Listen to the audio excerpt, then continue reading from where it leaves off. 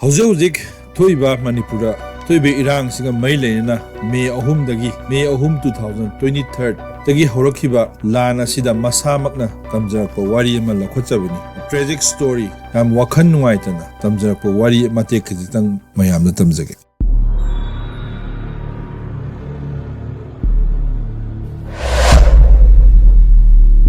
asumna kokilonda yauriba nupi ani asi lahorosi or mulhorasi haina amasung makoina purakhiba yen nganu singsu mulauki May 3rd 2023 dagi kuki Lamhen tuhenba singna maitai singna onsenduna landarakhiba mangani suban numita May 7 haibadi 2023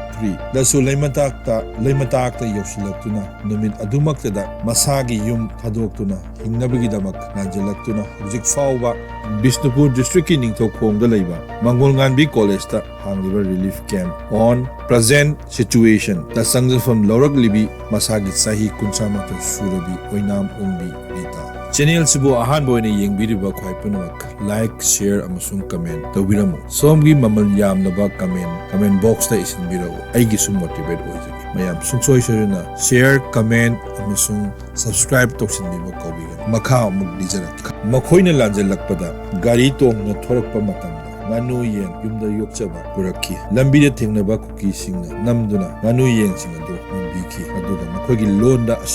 asumna hai naha nupi ani yauriba asi lahorasi ataina thadokrasi hai makha tarakpada mahagna asumna pawdami adudi horaktuna maitegi yum kaising mai thare haibagi pawdi taki adubu internet thinjinkiba internet suspended okiba aduna maram oiraga anuba irangsing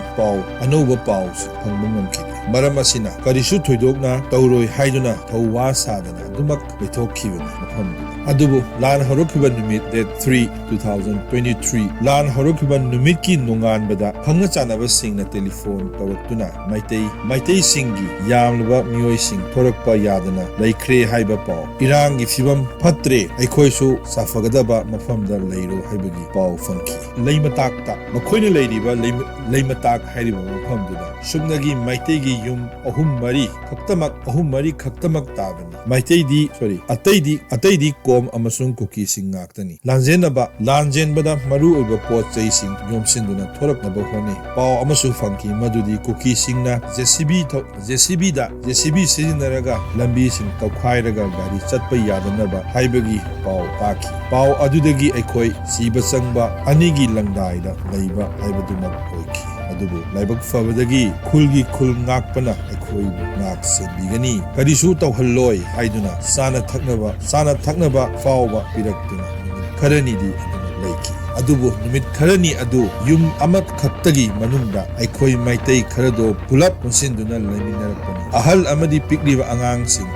imungda thamduna aikhoigi marakta yawba maitai nupa amakhak aduga aikhoi mau anina mapanda mikup nahum singna mikup nahum singna leiki makha tarakpasidi mathangi episode anoba episode amada ai hapsarake mayam sungsoi sojuna comment like amasung share toksinbiu aigi wari asina adombo nungai natraga nungaite